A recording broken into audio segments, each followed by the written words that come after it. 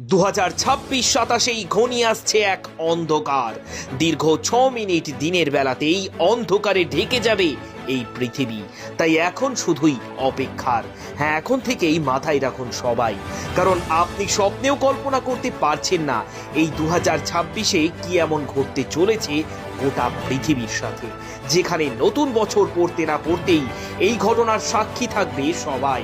দীর্ঘ 6 মিনিট যাবৎ কার্যত দিনের বেলাতেই অন্ধকার ঘনিয়ে আসবে এই পৃথিবী জুড়ে। আর এখন এই ঘটনা নিয়ে গোটা বিশ্ব তোলপাড় হয়ে গেলেও দেখুন 2026-এর ঠিক ওই দিন কি কি ঘটতে চলেছে। হ্যাঁ, আর সময় নেই, আর দেরি নেই।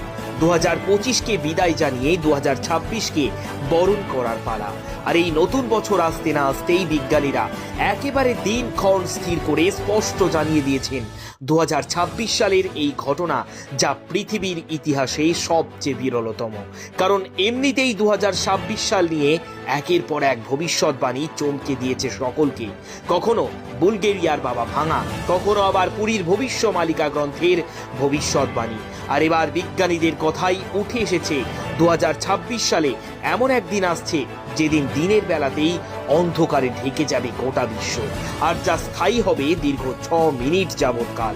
শুধু তাই নয়, তাপমাত্রা 5 থেকে 10 ডিগ্রি কমে যেতে পারে, বাতাসের দিক পরিবর্তন হতে পারে এবং পাখি ও অন্যান্য প্রাণীর মধ্যে অস্বাভাবিক আচরণও লক্ষ্য করা যাবে। আর সেই দিনটিই হলো 2026-এর 2রা আগস্ট ও 2027 সালের 2রা আগস্ট। দেখা যাবে 21 শতকের দীর্ঘতম পূর্ণ সূর্যগ্রহণ, যার ফলে প্রভাবিত অঞ্চলগুলি 6 মিনিট 23 সেকেন্ডের জন্য গভীর অন্ধকারে ডুবে যাবে। বিজ্ঞানীরা বলছেন গত শতাব্দীতে এত দীর্ঘতম সূর্যগ্রহণ আর কখনো ঘটেনি।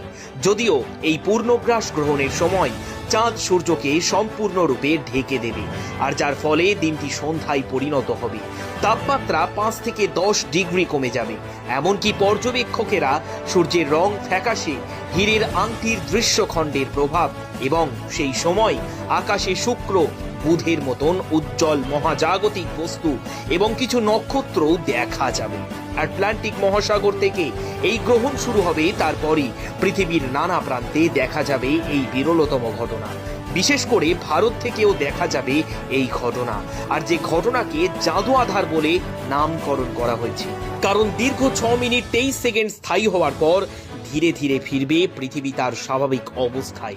নাসার রেকর্ড অনুসারে পরবর্তী সময়কালের দীর্ঘ গ্রহণ 22 শতকের আগে আর ঘটবে না। আর এই কারণে 2027 সাল এবং 2026 সালের এই ঘটনাটিকে প্রজন্মের সর্বশ্রেষ্ঠ জ্যোতির্বিদ্যা